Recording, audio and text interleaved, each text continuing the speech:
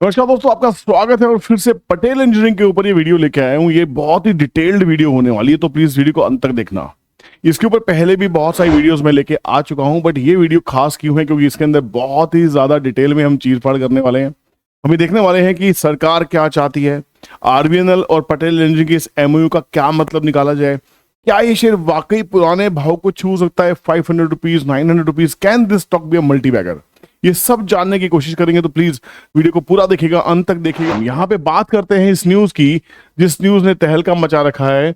Patel engineering share price jump 6% on signing MOU with RBNL for hydro and other infrastructure project. अभी पिछली एक video के अंदर में जो मैंने पटेल इंजीनियरिंग के ऊपर बनाई थी, उसको प्लीज आप जाके देखिएगा। इसमें क्या डिस्कशन किया गया था ये देखिए। इसके ऊपर बहुत सारा करंट ऑर्डर बुक कितनी होने वाली है, क्या टारगेट है। ये 13 डेज पहले मैंने वीडियो बनाई थी, 3 हफ्ते पहले वीडियो बनाई, 1 महीने पहले। लगातार इस स्टॉक को मैं स्टडी कर रहा हूँ आपके लिए, लगातार इसके ऊपर बात हो रही है। ये देखिए 2 महीने पहले, लगातार बहुत पुराना स्टॉक है मेरे पास में। ये लोग, बहुत सारे लोग होते हैं, बड़े फ्रस्ट्रेटेड माइंड के लोग होते हैं, आके कमेंट लिखते हैं कि भाई शेयर बढ़ने के बाद वीडियो क्यों बता रहा है। चैनल पे जाके देखो, थोड़ा दिमाग की खुजली करो, देखो ये वीडियो कितने महीने से डाल रहा हूँ। 6-8 महीने से एक स्टॉक को पकड़ के बैठा हूँ, उसके ऊपर वीडियोस आपके लिए डाली जा रही है। किसी भी तरह की बाइंग सेलिंग एडवाइस नहीं है, नहीं है, नहीं है। तो प्लीज अपनी एनालिसिस करने के बाद ही ट्रेड लीजिएगा, और ये वीडियोस देखने का मूड हो तो देख लीजिएगा, है ना। तो सबसे पहले काम करते हैं, सबसे पहले ये समझते हैं कि सरकार का टारगेट है क्या। ये हाइड्रो पावर कहाँ से निकल के आता है? ये हमारा आता है रीन्यूएबल सोर्स ऑफ एनर्जी से, जिसमें हम सनलाइट की बात करें, सोलर की बात करें, हम हाइड्रो की बात करें, जल की बात करें। हमारे देश की जो ज्योग्राफी है वो इतनी अच्छी है कि हमें सोलर पावर बहुत अच्छे से मिल जाती है। वाटर रिजर्व हमारे पास में बहुत सारे, हम ऐसी ज्योग्राफिकली पॉइज्ड कंट्री है जहां पे हम हाइड्रो को पावर में कन्वर्ट करने के लिए बहुत अच्छा गेम कर सकते हैं। आज से कुछ साल पहले, 1 दशक पहले जाते हैं, तो हम किसी भी रीन्यूएबल सोर्स के ऊपर टारगेट नहीं कर रहे थे। बट यहाँ पे हमारी सरकार का नहीं, पूरे विश्व का ये एक टारगेट बन चुका है कि 2030 तक का एक छोटा टारगेट है, 2040 का एक टारगेट, 2070 तक डीकार्बनाइजेशन करना है और बिल्कुल वर्ल्ड को जीरो कार्बन पे लेके आने वाला है। नहीं तो हम और आप सांस लेने के, नहीं तो हम शायद, नहीं तो हम और आप सांस लेने के लिए जिंदा नहीं रहेंगे, और ये जो हमारी हवाएं बहुत जहरीली हो जाएगी। तो हमें पूरे वर्ल्ड को डीकार्बनाइज करना है, हमें रिन्यूएबल सोर्सेज ऑफ एनर्जी को लेके आना है, जितना ज्यादा हो सके प्रयास करना है पोल्यूशन को कम करने के लिए, चाहे वो वाटर पोल्यूशन हो, चाहे वो एयर पोल्यूशन हो, किसी भी तरह के पोल्यूशन को हमें कम करना है, कार्बनाइजेशन को कम करना है हमें, है ना। तो यहाँ पे गवर्नमेंट का जो हमारा टारगेट है, we have set 500 gigawatt of non fossil fuel targets, जिसको हमें 2030 तक इसमें से मिनिमम 50% को अचीव करना है। 2030 तक हमें 250 गीगावाट लेके आना है। इसमें सोलर का बहुत बड़ा रोल रहने वाला है। 1 करोड़ घरों तो पे रूफटॉप सोलर की बातें हो रही हैं। साथ में अब हाइड्रो पावर के ऊपर बहुत तगड़ा गेम होने वाला है। मैंने लास्ट वीडियो में भी जिक्र किया था इस न्यूज का। देखिए, Patel engineering eyeing hydro power project worth rupees 1.5 lakh crore. ये 2 हफ्ते पुरानी वीडियो है। यहां पे हम बात कर रहे थे कि 1.5 लाख करोड़ के, 1.5 लाख करोड़ के हाइड्रो पावर प्रोजेक्ट को पटेल इंजीनियरिंग बिड करने वाली है। कंपनी कितनी बड़ी है? कंपनी है 4,800 करोड़ की। सिर्फ 5,000 करोड़ की कंपनी है। 1,900 करोड़ के कर्जे, 1910 करोड़ के इस पे डेट है। पर ऐसा क्या दिखाई दे रहा इस कंपनी के अंदर में जो इसके प्रमोटर्स ने साइन किया है एमओयू आरबीएनएल के साथ में? आरबीएनएल की सरकारी कंपनी है। अब इन दोनों का जो न्यूज है, साफ साफ डिस्कशन कर लिया कि या तो इंडिविजुअल बेसिस पे या ज्वाइंट बेसिस पे ये हाइड्रो पावर के प्रोजेक्ट्स को बिड करेंगे।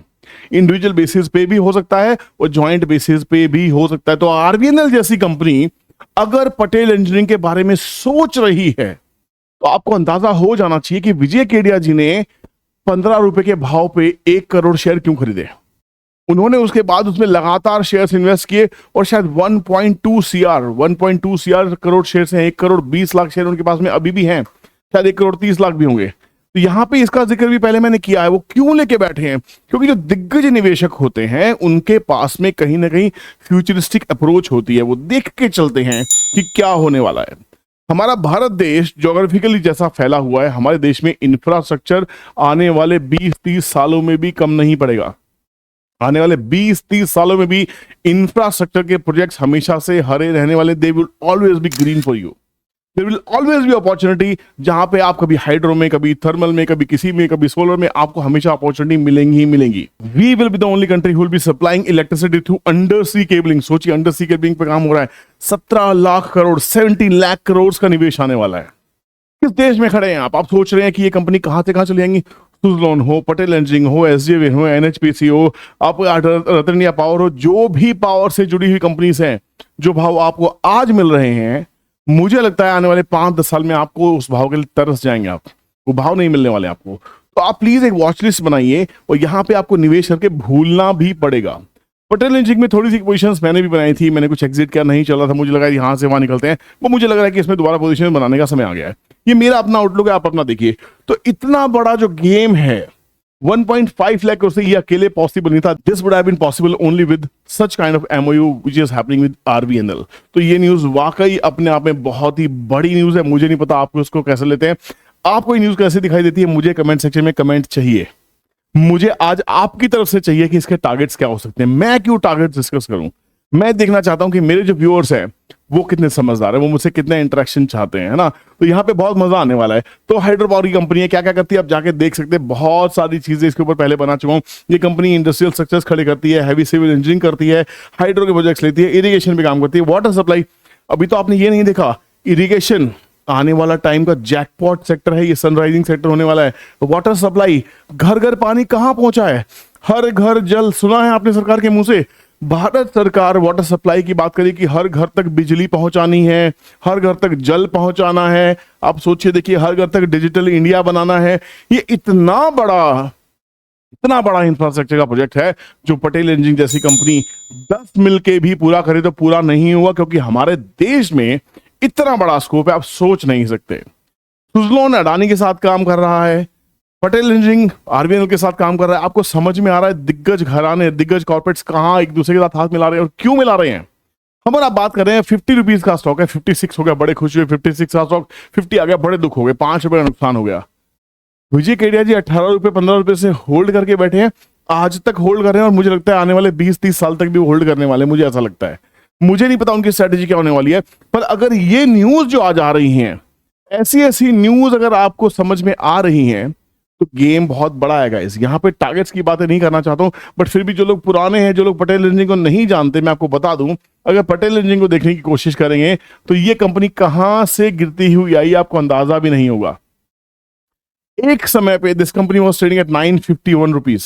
जिस समय ये 950 का, उस समय हम कोई हाइड्रो पावर की बात नहीं कर रहे थे, उस समय हम कोई टनलिंग का काम नहीं करते, उस समय हम कोई इरिगेशन की बातें नहीं करते थे। ये समय कब है, ये समय है 2008 का। 2008 के बाद जो स्टॉक क्रैश हुआ, उसके बाद कभी मुड़ के स्टॉक ने देखा नहीं, और आज ये ऐसा आईसीयू में पड़ा हुआ है कि आज आप इस पर डाउट कर रहे हैं। 950 का स्टॉक 50 रुपीज के ऊपर में अगर 50% रिट्रेसमेंट भी हुआ तो पहला टारगेट ही इसका 250-300 रुपए बन जाता है।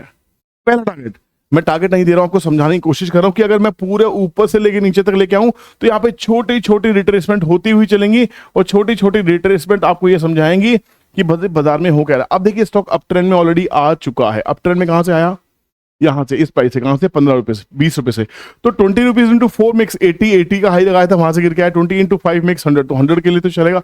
50 से 100 पैसा डबल होने वाला है। अब आप बोलोगे यार टिप दे दी, भाई कोई टिप नहीं है, ये मेरा अपना एनालिसिस है, मुझे लगता है, मैंने देखा ये सब चीजें होती रही है। यहां पे मंथली चार्ट के ऊपर में अभी भी स्टॉक डाउन ट्रेंड में दिखाई दे रहा है। असली ब्रेकआउट 64 के बाद ही होगा, उसके बाद इसमें मोमेंटम आना स्टार्ट होगा। डेली चार्ट के ऊपर में इस न्यूज के बेसिस पे यहां पे थोड़ी सी हलचल होती हुई दिखाई दी है, और ये जो ट्रेंड चल रहा था, जो डाउन ट्रेंड यहां से यहां तक चल रहा था, यहां से एक ब्रेकआउट होता हुआ दिखाई दे रहा है। अगर हम इसको एनालिसिस करने के लिए हमारे ट्रेंड ट्रेडिंग कैलकुलेटर के पास चल पड़ते हैं तो देखते हैं वो क्या कहता है। तो ट्रेंड ट्रेडिंग कैलकुलेटर हम डालते हैं पटेल इंजीनियरिंग, यहाँ पे पटेल इंजीनियरिंग को सिलेक्ट करते हैं, हिट गो करते हैं। यहाँ पे देखिए, यहाँ पे सीधी सी बात गेम क्या है, ये 56 के ऊपर ब्रेकआउट किया है, 64 का हर्डल है, चार्ट पे भी दिखाई दे रहा है, यहां पे भी दिखाई दे रहा है। 56 से 64 के बीच में कंसोलिडेशन हो सकती है, बट यहां पे बड़ा गेम आपको पकता हुआ दिखाई दे रहा है। एक काम करते हैं, हम चलते हैं ट्रेंड लाइन के ऊपर में, यहां पे देखने की कोशिश करते हैं कि क्या विजय केडिया जी इसमें अभी भी बने हुए हैं कि नहीं बने हुए हैं। पूरा स्टॉक का एनालिसिस करेंगे, लॉग इन कर लेते हैं। देखिए, ये पूरा एनालिसिस करके देखते हैं, यहाँ पे अभी भी आपको केडिया सिक्योरिटीज प्राइवेट लिमिटेड अभी भी दिखाई दे रहे हैं। 1 करोड़ 20 लाख शेयर है यहाँ पे, 1 करोड़ 20 लाख शेयर। इसको पूरा अगर देखने की कोशिश करते हैं कि यहाँ पे क्या हुआ है, देखिए टोटल नंबर ऑफ शेयर्स विजय गणेश ने मार्च 2023 में 1 करोड़ शेयर उठाए थे, उसके बाद में 30 लाख और ऐड किए, उसमें से 10 लाख शेयर्स को सेल आउट किया है। He is still holding 1 crore 20 lakh shares Kedia securities private limited. June 2024 का लेटेस्ट डेटा है, अभी भी वो होल्ड कर रहे हैं। इसके बारे में और एग्जैक्टली क्या हो रहा है वो देखने की कोशिश करते हैं कि यहाँ डालते हैं पटेल। देखिए एक और इंटरेस्टिंग फैक्ट है इसके बारे में, 7 mutual funds bought and 0 mutual funds sold Patel Engineering in the month of July 2024 for a net change of 4,10,000 shares। उससे पहले मतलब किसके पास में क्या क्या आप यहाँ पे आके देख सकते हैं। जेएम वैल्यू फंड के पास में 1% इक्विटी है, जेएम फ्लेक्सी कैप के पास में इक्विटी है, मोतीलाल ओसवाल ने इसमें पोजीशन बना रखी है, जेएम मिड कैप ने पोजीशन बना रखी है, जेएम ने पोजीशन बना रखी है, बंधन ग्रो, जेएम क्वांस, श्रीराम, बहुत सारी म्यूचुअल फंड्स ने इसमें पोजीशन बना रखी है। तो कहीं ना कहीं ये जो इन्वेस्टर्स हैं इनको हमसे और आपसे ज्यादा थोड़ी तो समझ होगी। तो प्लीज वॉच लिस्ट में आज ही पटेल इंजीनियरिंग को डालिए और मुझे बताइए कि आपको इसके बारे में क्या लगता है। वीडियो अच्छा लगा हो, इंफॉर्मेटिव लगा हो तो प्लीज आपसे रिक्वेस्ट है, एक तकलीफ भी है, एक शिकायत भी है कि आप वीडियो पूरा देखते हैं, वीडियो में कमेंट नहीं करते। कितने लोग हैं, 20,000 30,000 व्यूज आ रहे हैं एक वीडियो के ऊपर में, 50,000 भी चली आती व्यूज, पर कमेंट 50,000 नहीं है। क्या हर आदमी एक कमेंट डाल के नहीं जा सकता? प्लीज आपके फीडबैक्स बहुत इंपॉर्टेंट है, हमें मोटिवेट करते हैं, समझ में आता है कि आप इंटरेक्शन कर रहे हैं। वीडियो पसंद आया तो प्लीज लाइक कीजिए, शेयर कीजिएगा दोस्तों के साथ में, और चैनल को अभी तक सब्सक्राइब नहीं किया तो सब्सक्राइब कर लीजिए। Thank you so much for watching this video. Take care, bye bye, Jai Hind.